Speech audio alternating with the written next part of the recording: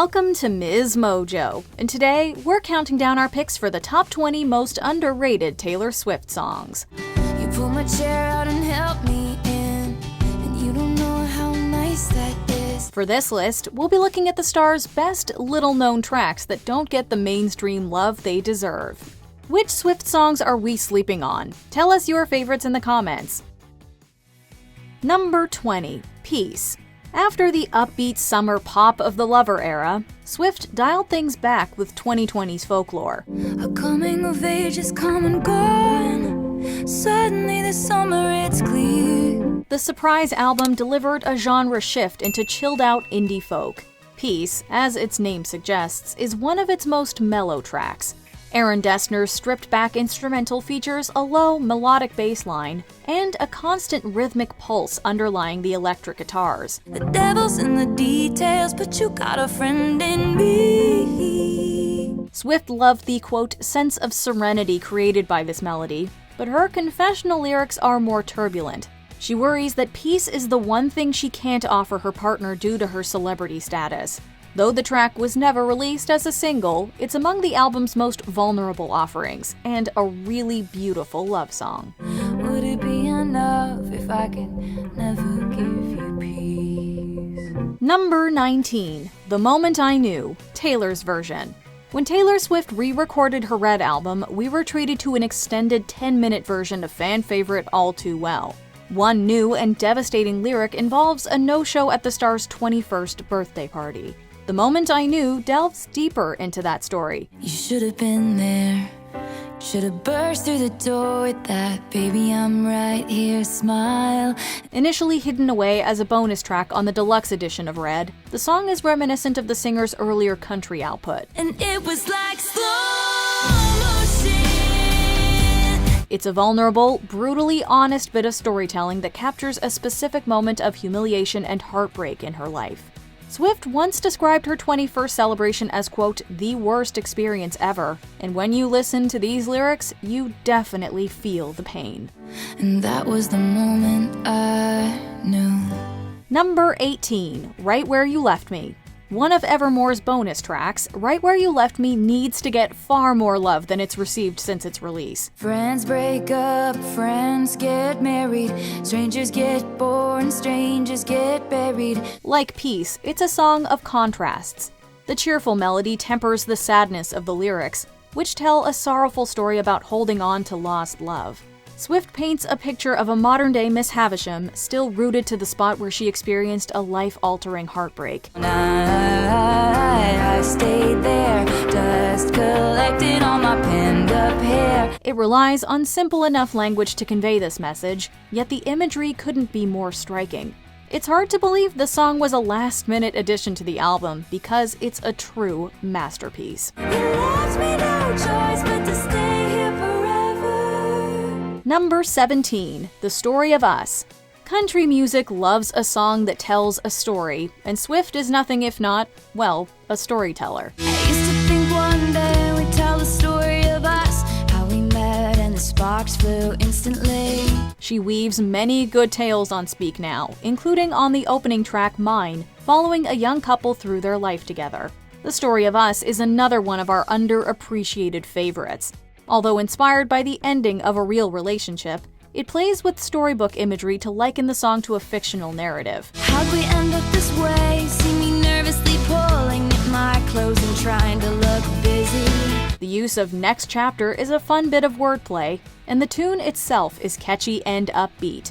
It's a great one to sing along to, with the lyrics also being introspective, delving into the loneliness and frustration of a romance gone wrong. And the story of us looks a lot like a tragedy now. The end. Number 16. Afterglow. Swift has never shied away from penning heartbreak songs to or about those who treated her badly, but in this overlooked track from Lover, she's the one begging for forgiveness. I blew things out of proportion, now you blew. Put you in jail for something you didn't do. It's a song about getting in your own way in a partnership, focusing on an argument that went too far. The singer admits that she overreacted and caused her significant other unnecessary hurt. Hey, it's all me in my head. She regrets what transpired and is now hoping for a reconciliation and a new future together, which is represented by the metaphor of an afterglow. There's a dreamlike, magical quality that runs through the track, making it sound and feel ultra meaningful. Number 15, The Way I Loved You, Taylor's version. This country pop love song was recently featured in the teen drama The Summer I Turned Pretty. Hearing one of Swift's more obscure tracks out of context is just another reminder of how many great songs she has in the back catalog. He is sensible and so incredible. Indeed, Fearless is full of neglected classics, from the laid-back Hey Steven to the angsty Tell Me Why. In The Way I Loved You, we get a combination of the two, as the narrator compares her practically perfect new relationship to the passion and drama she shared with her ex. He respects my space and never makes me wait. The gentle verses praise the new beau, but build to a wonderfully shouty chorus dedicated to the old flame. Needless to say, the cleverly constructed song is owed some majorly overdue recognition. Number 14, State of Grace, Taylor's version. There are 30 tracks on Red, Taylor's version, so a few of them are bound to be overlooked. But how are people still sleeping on the very first song of the album? I'm walking fast through the traffic lights. The critics were complimentary and the tune hit the charts, but State of Grace is still not considered one of Swift's big hits. Red was a departure from the artist's previous albums, with certain songs carrying little to no trace of her trademark country sound. You come around and the armor falls, pierce the room like a cannonball. State of Grace makes the shift clear from the first note. It's an epic anthem practically designed for big arenas and stadiums. The up-tempo rhythm of the drums and the reverb of the guitars create a feeling of building excitement, with Swift's clean, powerful vocals layered on top. This is a state of grace. This is the word, the fight. Number 13, The Great War. When an album dominates the entire top 10 of the Billboard Hot 100, you can't exactly consider it underrated. My knuckles were bruised like violets, sucker punching walls. However, Midnight's bonus 3 a.m. tracks are less talked about, and we think the songwriting in The Great War is owed more attention. Swift constructs a story of a warring couple from imagery based around World War I. All that blood shed, crimson clover, Like Afterglow, the song is assumed to be about a rocky patch in her relationship. In both, it's suggested that she and her partner weathered the tough times together, and that things can only get better from here. The melody is gorgeously understated, allowing the words to speak for themselves, while the constant rattle of the marching drums ties in perfectly with the theme of war. I will always be yours, 'cause we survived the Great War. Number 12, Getaway Car. Reputation signaled another shift in style and tone for the artist, but Getaway Car proves that she'll never lose her talent for storytelling. It was the best of times, the worst of crimes. I struck a match and blew your mind, but Hidden among the club anthems, revenge tracks, and love letters, this cautionary tale slowly emerged as one of the most memorable songs on the album. It's an 80s-style synth-pop tune with a strong hook and a likable, whimsical quality. great escape, the prison break, the light of freedom on my face. It explores a rebound relationship used as an escape, with the central couple being depicted as doomed partners in crime. Despite carrying some painful truths, the song is good-natured and upbeat. It may not have been a mainstream commercial success, but it's one of our favorites all the same. Number 11, Epiphany. To produce 2 beautiful albums during a pandemic is a great feat of productivity, but it doesn't compare to risking your life on the front lines. Keep your helmet. Swift acknowledged this with Epiphany, a moving tribute to the healthcare workers navigating the COVID-19 crisis. It was also inspired by her grandfather's experiences in World War II. Here's your rifle. The lyrics explore the emotional struggles of veteran soldiers, as well as those of exhausted doctors and nurses working through the pandemic. Co-writer and producer Aaron Dessner discussed the song's message with Vulture, saying, quote, "Med school doesn't fully prepare you for seeing someone pass away." He further explained that, quote, "In the past, heroes were just soldiers. Now they're also medical professionals. Here's to them, and this hauntingly beautiful homage." To make some sense of what you've seen, make sense of what you've seen. Number 10. Haunted. Whether you prefer the original or the acoustic version, Haunted is definitely one of Speak Now's most criminally underrated gems. You and I walk a fragile line. I have known it all this time. The lyrics dwell on the feeling of watching a partner fall out of love, knowing that you can't do anything to stop it. Swift uses soaring string instruments to capture that intensity of emotion, while her dramatic vocals amp up the theatrics in the best possible way. Come on, don't leave me like this. I thought I had you figured out. The pop rock song somehow feels both typically 2010 and totally timeless at the same time. As one of the last tracks on the album, Haunted flew under the radar for a long time, but it remains a firm favorite with many fans.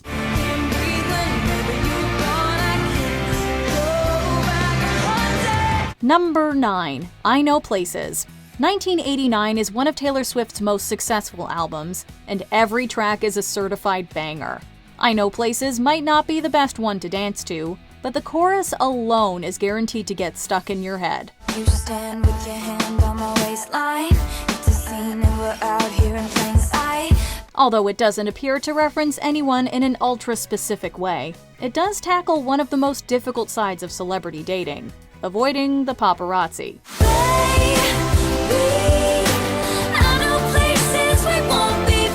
Swift uses vivid metaphors to compare herself and a prospective partner to cornered foxes, dogged by relentless story hunters. The pace and mood of the music creates a sense of paranoia and urgency that lends itself perfectly to the narrative.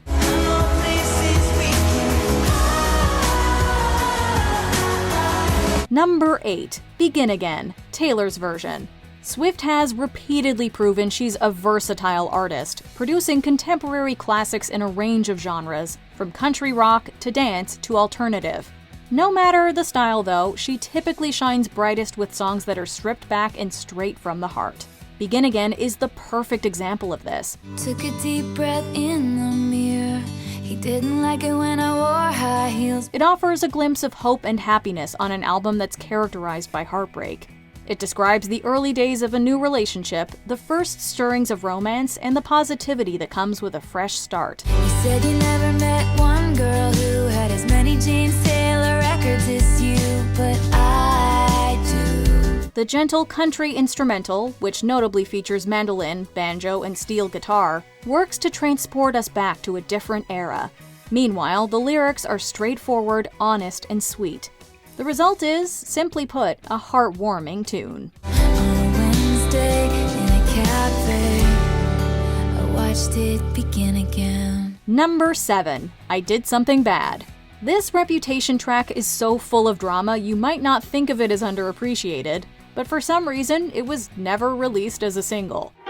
I never trust a narcissist, but they love me. It's a defiant, marvelously remorseless bit of songwriting, with an arrangement that flawlessly mixes dubstep, grunge, and electropop.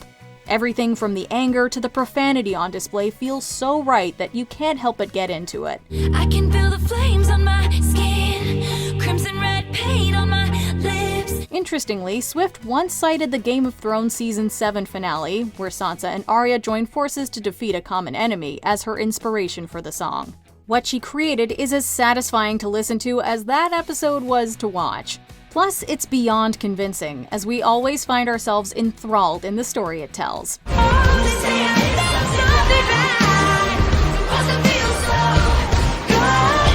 Number 6. You're Not Sorry, Taylor's version. It might not have been a favorite back in the day, but after listening to Taylor's version, we've decided that You're Not Sorry needs re-evaluating. All this time I was wasting hoping you would come around. The soaring strings get the song off to a great start, and Swift's deeper adult voice lends the fearless track a new mature sound. The delivery is less melancholy, and the lyrics land more powerfully than before. And you got your share of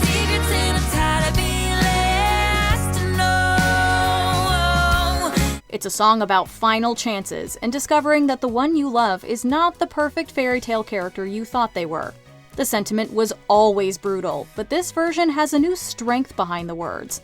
It's as if the narrator really believes they have the will to end things on their own terms, and as a result, we do too. You're not sorry, no, no. Number 5, No Body, No Crime, featuring Haim.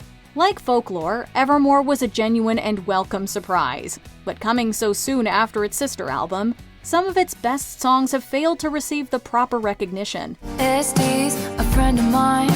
We meet up every Tuesday night for dinner and a glass of wine. 'Tis the Damn Season, Closure, Dorothea, Cowboy Like Me, we could go on. But the most striking overlooked track is No Body, No Crime, a thrilling collaboration with Haim that sees Swift flexing her country music muscles. SD wasn't there. Tuesday night at Olive Garden at her job or anywhere. It's an unashamed murder ballad, moody, cinematic, and reminiscent of true crime series, but also a whole lot of fun. From the wailing sirens in the opening bars, you know you're in for an exciting ride. Yes, it's melodramatic, but it embraces that and delivers something fresh. We're here for it. No body, no crime. I wasn't letting up until the day he died. Number 4, Death by a Thousand Cuts.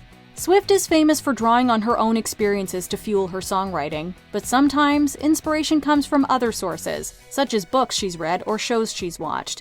Saying goodbye is death by a thousand cuts. Flashbacks waking me up. In the case of Death by a Thousand Cuts, she was influenced by a Netflix romantic comedy.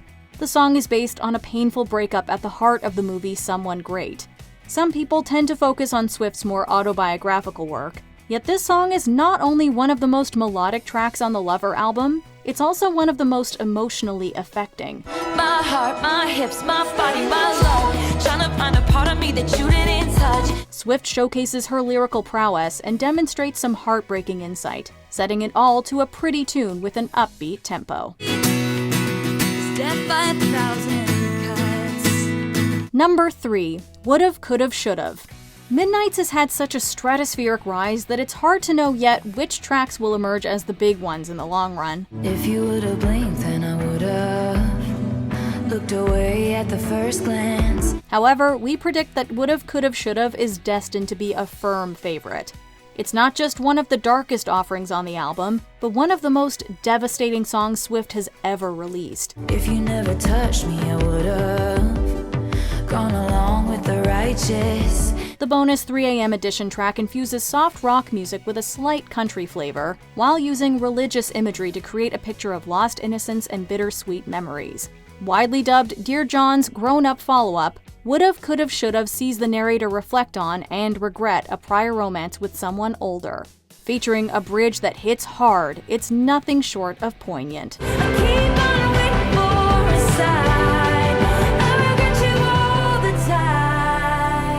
Number 2, Invisible String.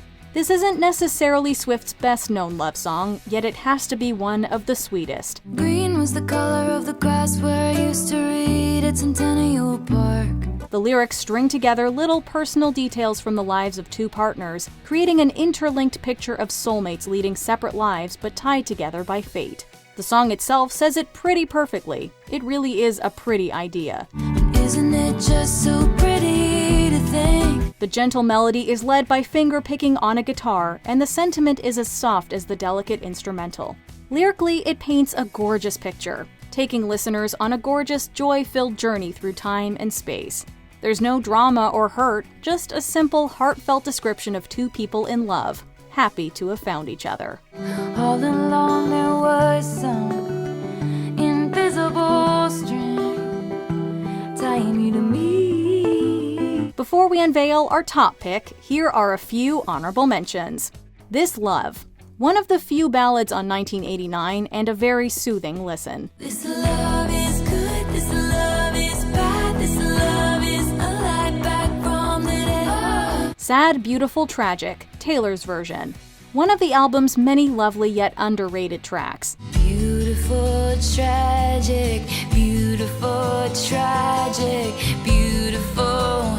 Marjorie, a moving tribute to Swift's maternal grandmother. You're alive in my head. Ivy, a quill pen song we wish everyone was talking about. My house of stone, your ivy grows, and now I'm covered. Mary Song, Oh My My My, a heartwarming song about childhood sweethearts. Take me back to the house in the backyard tree. Said you'd beat me up, you were bigger than me. Before we continue, be sure to subscribe to our channel and ring the bell to get notified about our latest videos.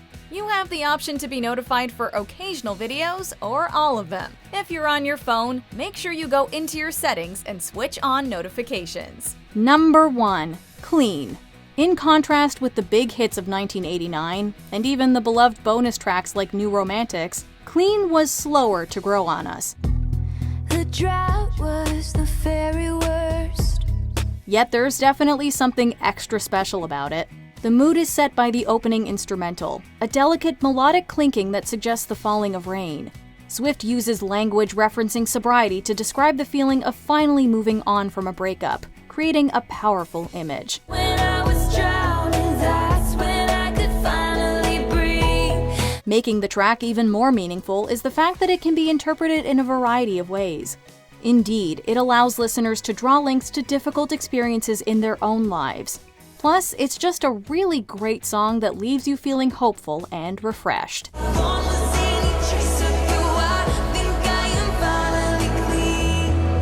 Do you agree with our picks? Check out this other recent clip from MsMojo.